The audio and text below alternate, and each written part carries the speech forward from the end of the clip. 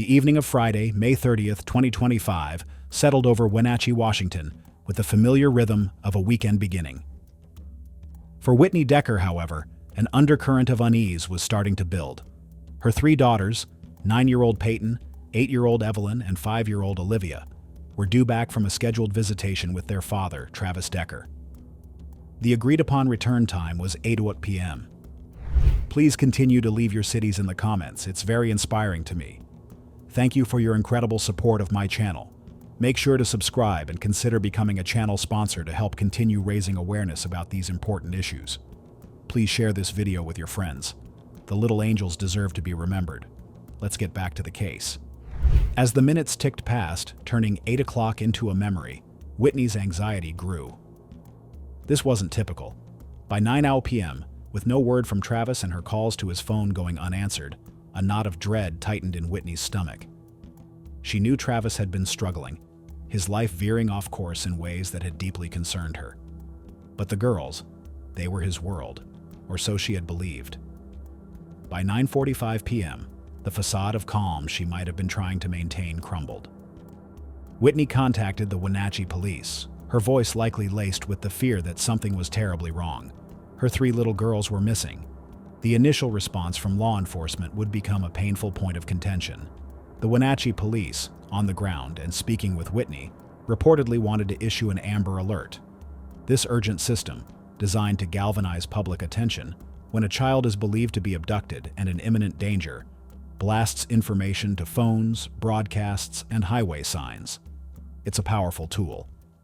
However, the authority to activate it statewide lay with the Washington State Patrol, WSP. In those crucial early hours, the WSP declined the request.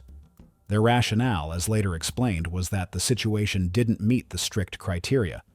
There was no evidence of a stranger abduction, and at that specific moment, they didn't believe the children were in imminent danger.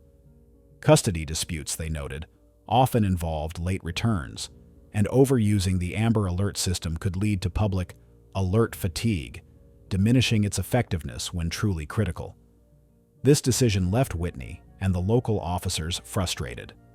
To them, Travis's recent instability and the out-of-character disappearance with the children screamed danger.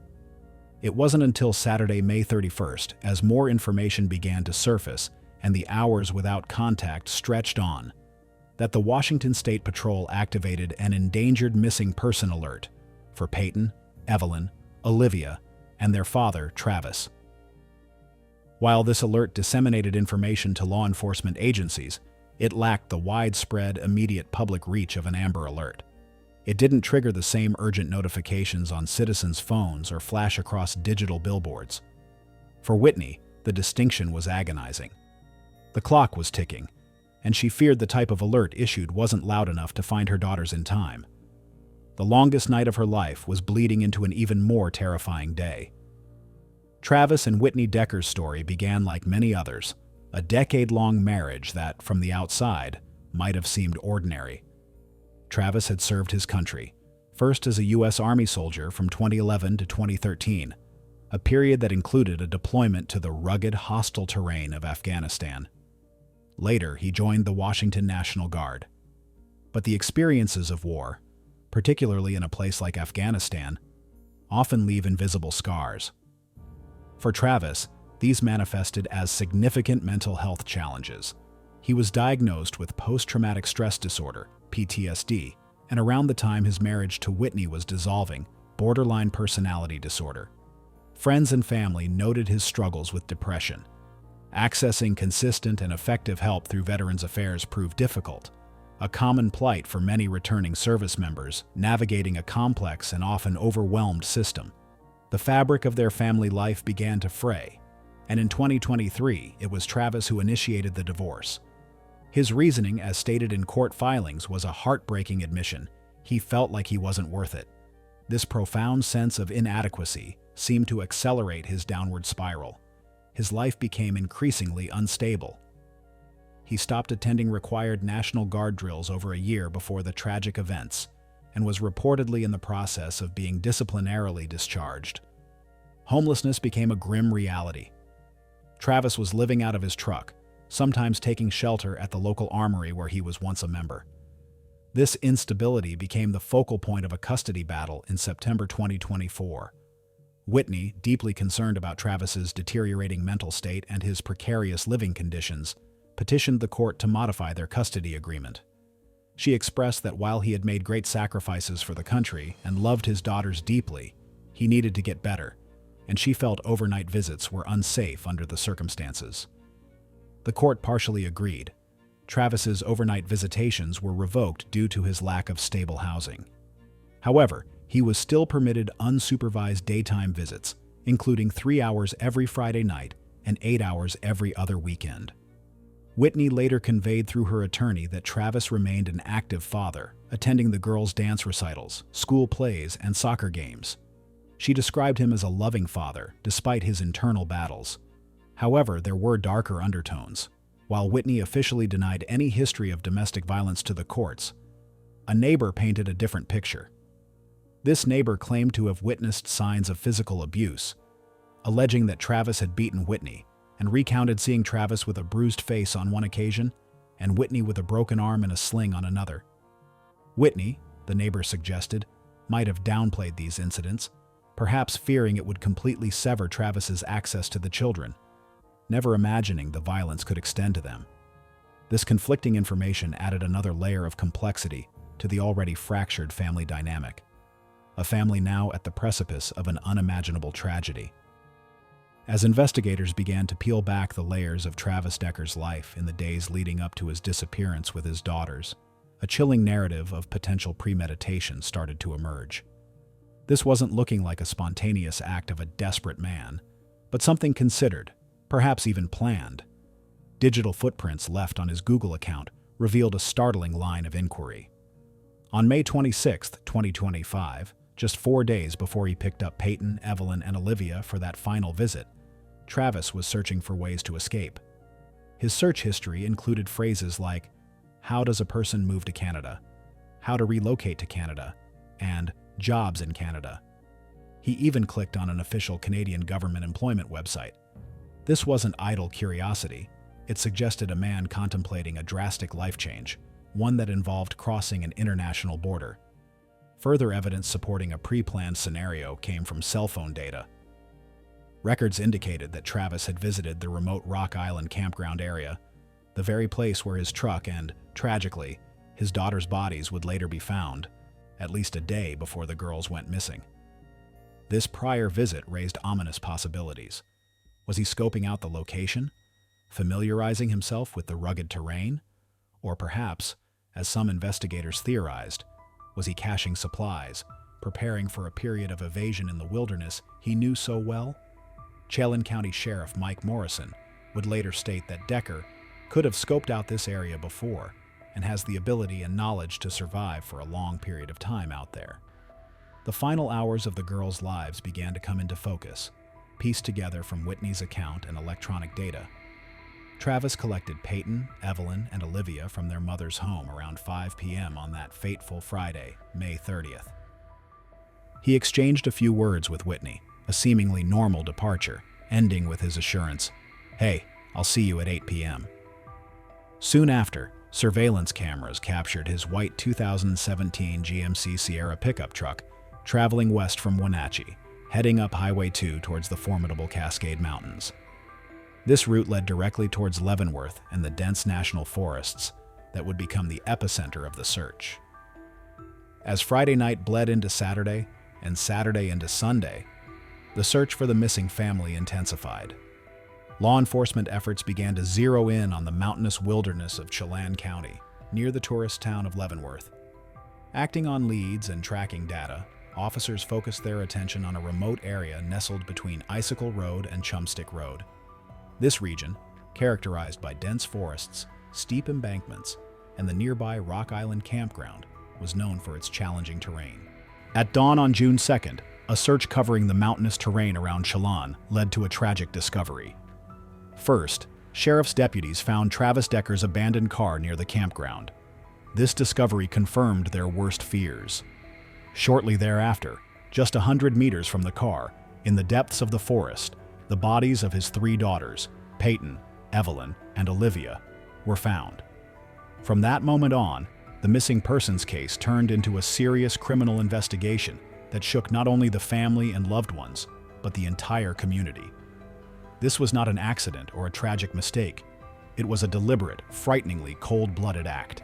Welcome back, and we continue to follow breaking news. Again, the Wenatchee Police Department reporting that 3 missing girls from that area have been found dead. Yesterday morning, Wenatchee police detectives met with the family to get an update on the case. At this time, the search is still ongoing, and the father of those missing girls has not been located. Crime scene processing expected to conclude sometime later today. So Decker is currently wanted for 3 counts of murder and kidnapping, and he is also a former military member, we understand, with extensive training. It is unknown whether Decker is armed or what kind of a risk that he may be posing to the public, but he was driving a white GMC truck. That truck has been located, but there is no sign of this 32-year-old father. So if you happen to see that white truck, if you happen to see him, definitely call 911. So again, an update on breaking news that we are just getting in. Wenatchee police have confirmed that these 3 missing girls have been found dead. So these girls, ages 5, 8, and 9 years old, these sisters reported missing on Friday after a scheduled visitation with their father, 32-year-old Travis Decker of Wenatchee. Decker is now on the run and wanted for 3 counts of murder in the deaths of his 3 daughters. Now, this disappearance sparked an Amber Alert for Decker and a white truck. The bodies of the sisters were found in the woods near the Rock Island campground in Chelan County. That truck has been found as well. A manhunt is on now for 32-year-old Travis Becker as police investigate a tragedy. 3 young girls murdered, and their father is the prime suspect. He is not, now, Decker has not been seen since Friday. He is believed to be armed and dangerous. He is a former military member with a lot of training. If you see him, call 911. Investigators concluded that the father's actions were premeditated.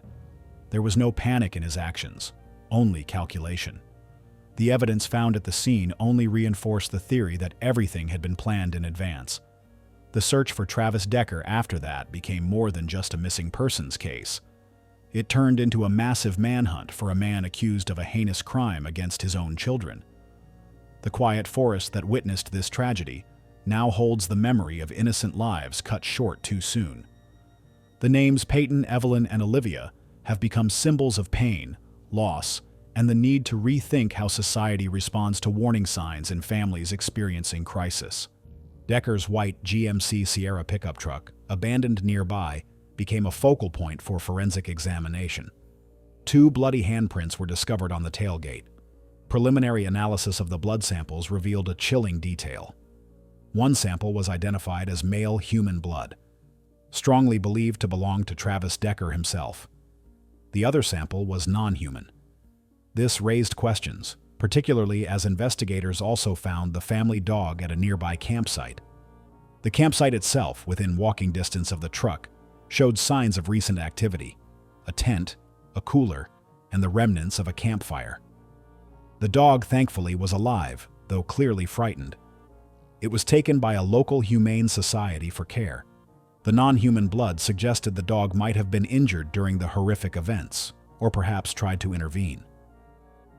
Inside the truck, investigators collected a trove of potential evidence: Decker's personal items, more DNA and fingerprint evidence. Camping gear and possible survival supplies were also recovered, lending further credence to the theory that Decker had planned to survive off-grid after committing the murders. Each item was meticulously cataloged, awaiting detailed analysis that could provide further clues about Decker's state of mind and his actions. The scene spoke of a terrifying level of control and deliberation. The binding of the girls' wrists and the covering of their faces indicated a chilling effort to restrain and silence them.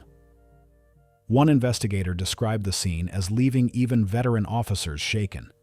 This was not an accident, nor a crime of sudden passion. It was a planned, methodical, and horrific act of violence against his own children. With the undeniable evidence of a triple homicide, law enforcement moved swiftly. Warrants were issued for the arrest of Travis Caleb Decker on 3 counts of first-degree murder and 3 counts of first-degree kidnapping. The initial alert for custodial interference was now a distant memory, replaced by the grim reality of a father-turned-fugitive, accused of the ultimate betrayal. The hunt for Travis Decker was no longer just about finding a missing person. It was about bringing an alleged killer to justice. The discovery of Peyton, Evelyn, and Olivia's bodies ignited a massive law enforcement response, a stark contrast to the initial hesitancy surrounding the Amber Alert. What began as a local Chelan County search quickly escalated, first to a statewide operation, and then into a desperate nationwide manhunt for Travis Decker. The rugged, unforgiving terrain of the Cascade Mountains became the initial focus, with hundreds of square miles of forest meticulously scoured by ground teams, air support, and K-9 units. They combed hiking trails, riverbanks, caves, and any remote cabins where a fugitive might seek shelter. Travis Decker was not an ordinary fugitive. His profile painted him as a particularly challenging target. A former Army Ranger, he possessed elite survival training. He had attended mountain survival school during his military service, and, according to his father, who flew in to cooperate with detectives, Travis had experience living off-grid in the wild for up to 2.5 months at a time. He knew how to navigate difficult terrain, forage or hunt for food, and, crucially, how to remain unseen. Authorities understood that these skills could allow him to evade capture for an extended period. He was considered armed, though it was unconfirmed if he currently possessed weapons, and unequivocally dangerous. The scale of the operation reflected the gravity of the crimes. By the end of the first week, over 100 officers, deputies, and federal agents were actively involved. The Washington State National Guard was called in to assist, with Governor Bob Ferguson authorizing the use of their helicopters to search the deep woods and steep mountainsides. Police have shut down public access to the Enchantments. This is the area just near the Cascade Mountains, about 20 miles south of Rock Island Campground where those little girls were found. And if we do zoom in here, these are the areas walled off from the public right now. These campgrounds all along the ridge of the mountains. Again, an extremely popular place to hike and camp, so much so that you have to win an advanced lottery just to get a permit to camp there. Chelan County is also telling people who have cabins or live in remote areas of Chelan, Kittitas, King, Snohomish, and Okanagan counties to keep the doors locked, including on sheds and outbuildings, and keep those blinds open and the outside lights on. The FBI, the Department of Homeland Security, and the U.S. Marshals Service joined forces with multiple state and local agencies, all coordinating their efforts. Recognizing the strain on local resources and the expanding scope of the search, federal authorities officially took over leadership of the day-to-day manhunt by June 9th, though the Chelan County Sheriff's Office continued to direct the criminal investigation. The possibility of Decker attempting to flee the country loomed large. Canada was only a few hundred miles north of the Wenatchee area, and investigators feared he might try to slip into British Columbia via remote backcountry routes. The Pacific Crest Trail, PCT, a famous wilderness trail running north into Canada, was of particular interest, as the crime scene was located roughly 11 miles from it. Border authorities in both Canada and Mexico were put on high alert, and ports of entry were supplied with Decker's description. Public safety measures were implemented. Several popular campgrounds and trails in the region, particularly those along Decker's presumed potential escape routes, were temporarily closed. Residents in Chelan and neighboring counties, especially those in remote cabins or farms, were urged to be vigilant. Lock all of your doors, including sheds and outbuildings, and leave your window blinds open and outside lights on, advised the undersheriff. The aim was to deny Decker easy shelter and make any movement at night more visible. A reward of up to $20,000 was offered for information leading to Travis Decker's capture. Wanted posters, bearing his image and description, 5'8", 190 pounds with black hair and brown eyes, were disseminated widely. Formal charges were laid: 3 counts of first-degree murder and 3 counts of first-degree kidnapping in Washington state. Federally, he was charged with unlawful flight to avoid prosecution, a charge reflecting the evidence that he had intentionally fled after committing the murders.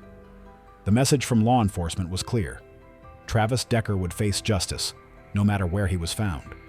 The brutal deaths of Peyton, Evelyn, and Olivia Decker sent shockwaves far beyond the quiet community of Wenatchee, Washington.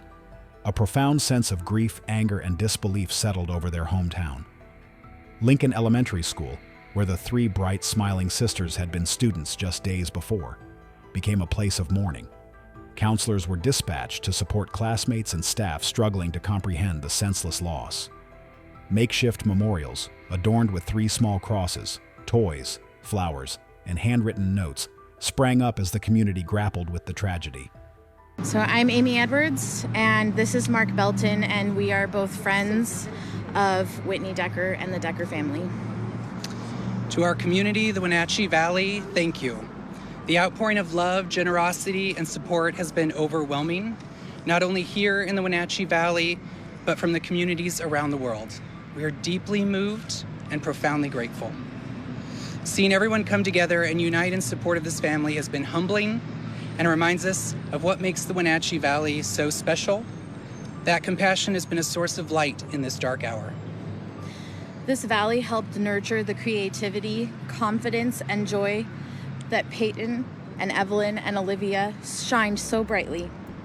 Whether it was performing on stage with Short Shakespeareans and Music Theater of Wenatchee, dancing with the Fabulous Feet Dance Studio, playing sports, or walking the halls of Lincoln Elementary, their laughter, curiosity, and spirit left a mark on all of us. They were the kind of children that everyone rooted for, looked forward to seeing, and held close in their hearts. They are cherished, not just by the family, but by our entire community who watched them grow, perform, learn, and love. We ache with the love we still carry for them, and we always will. These girls were true light in this world, and it is a darker place without them, one family friend wrote in a heartbreaking online post. That same friend initiated an online fundraiser to support Whitney Decker in her unimaginable grief, a fund that quickly neared $1 million as sympathetic strangers across the nation felt compelled to contribute. Law enforcement officials, many of them parents themselves, publicly voiced their sorrow and unwavering determination. The brutal murder of these young girls has shaken our entire state, Governor Ferguson declared, vowing full support to bring the perpetrator to justice. Detectives and deputies, some visibly emotional during press conferences, assured the public that they would not rest until he is found.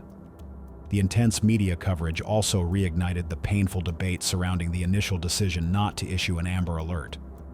Whitney Decker's attorney, Ariana Cozart, openly questioned whether the outcome might have been different if an Amber Alert had gone out immediately on Friday night. Had they have had seen it that way, those children might still be alive, Cozart stated, highlighting the mother's belief that it was a deadly mistake. While police defended their adherence to strict criteria, citing concerns about alert fatigue, the question of whether those rules needed reevaluation in cases involving unstable parents in custody disputes echoed throughout the community and online forums. Beyond the Amber Alert, deeper questions about systemic failures began to surface. Whitney Decker had seemingly done everything a concerned parent could. She had warned the court of Travis's instability, successfully petitioned to restrict his overnight visits, and called the police immediately when the girls weren't returned. Yet, the system, in many eyes, had failed to protect her children. Cozart pointed to the lack of adequate mental health intervention for Travis, stating, "The courts didn't fail these girls. It was our system." This tragedy ignited calls for reform, better mental health support for veterans struggling with PTSD, closer monitoring of parents exhibiting red flags during custody disputes, and perhaps a more cautious approach to visitation rights when a parent's stability is in question. Amidst the storm of public outcry and grief, Whitney Decker's reported stance, conveyed through her attorney, was one of astonishing complexity. She was said to still hold a lot of love and empathy for Travis and who he is at his core, believing him to be a loving man in whom something broke, a monster created by military trauma and an unsupported mental illness, rather than his true self. This perspective, while difficult for many to comprehend given the circumstances, fueled her advocacy for significant changes in mental health resources available to veterans and for improvements to the Amber Alert system. Her focus, even in the depths of her loss, was on preventing future tragedies. The community, meanwhile, stood firmly behind her, their collective sorrow and demand for justice a testament to the lives of 3 little girls taken far too soon. The news of what happened to young Peyton, Evelyn, and Olivia Decker has cast a long, dark shadow over countless hearts, leaving a profound sense of sorrow and disbelief. It is with the heaviest of hearts that we try to find words to express the shared grief for these three beautiful, innocent little girls, whose bright futures were so cruelly stolen. Their laughter, their dreams, their unique spirits, these were precious gifts to the world, extinguished in an act of unimaginable betrayal. Peyton, at 9, likely a budding leader, full of curiosity and perhaps a protective older sister. Evelyn, at 8, finding her own voice and passions. And little Olivia, just 5 years old, still so full of wonder and the magic of early childhood. To think of their final moments, and the fear they must have endured, is a burden almost too heavy to bear. No child should ever face such terror, especially at the hands of someone they should have been able to trust implicitly. Our deepest, most heartfelt condolences extend to their mother, Whitney, whose pain must be an ocean, vast and overwhelming. To lose one child is a parent's worst nightmare. To lose three in such a horrific manner is a sorrow that words cannot adequately capture. We also extend our sympathies to their extended family, their friends, their teachers, and the entire Wenatchee community that knew and cherished these young lives. The fabric of your community has been torn, and the healing will be long and arduous. May the memories of Peyton, Evelyn, and Olivia, their smiles, their joy, the love they shared, eventually bring some measure of comfort, however small, amidst the crushing weight of their absence. Their light, though tragically dimmed, will forever shine in the hearts of those who loved them. We hope that, in time, justice will provide some sense of closure, and that those left behind can find a path towards peace, surrounded by love and support.